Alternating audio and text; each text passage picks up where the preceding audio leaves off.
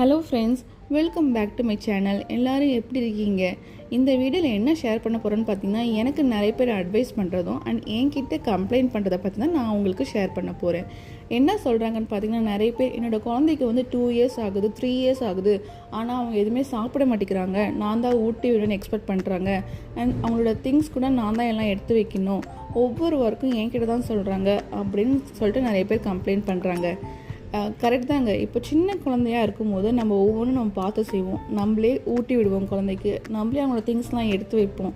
அதே அந்த குழந்தை கொஞ்சம் பெருசாகிட்டு அதே வேலையை நம்மக்கிட்ட எக்ஸ்பெக்ட் பண்ணும்போது நமக்கு கொஞ்சம் ஸ்ட்ரெஸ்ஸாக ஃபீல் ஆகுது. ஸோ அந்த மாதிரி ஆகாமல் இருக்கிறதுக்கு என்ன பண்ணணும்னா, குழந்தைக்கு இப்போலேருந்தே நம்ம கொஞ்சம் கொஞ்சமாக டீச் பண்ணணும். சாப்பிடும்போது நம்மளும் அவங்க கூட உட்காந்து சாப்பிட்ணும், அவங்களுக்கும் பிளேட்டில் கொஞ்சமாக எடுத்து வைங்க, அவங்க சாப்பிட்டோம்.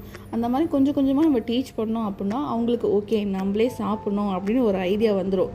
இல்லை நான் தான் ஊட்டி விடுவேன் அப்படின்னு சொல்லிட்டு நம்ம இப்போவே குழந்தைங்களுக்கு நம்மளே ஊட்டி விட்டுருந்தோன்னா அவங்க சாப்பிட்றதுக்கு சோம்பேறி ஆகிடுவாங்க, சாப்பிடவே மாட்டாங்க. நம்ம ஊட்டி விட்டால் தான் சாப்பிட்ணும் அப்படிங்கிற ஸ்டேஜ் வந்துடும்.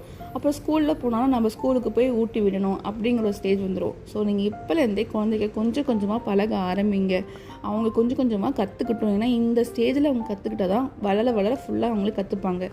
இந்த வீடியோ பிடிச்சிருந்தா லைக் பண்ணுங்கள், கண்டிப்பாக என் சேனலை சப்ஸ்கிரைப் பண்ணுங்கள். உங்களோட கருத்து ஏதாவது இருந்தால் கமெண்ட் பாக்ஸில் கமெண்ட் பண்ணுங்கள். தேங்க்ஸ் ஃபார் வாட்சிங்.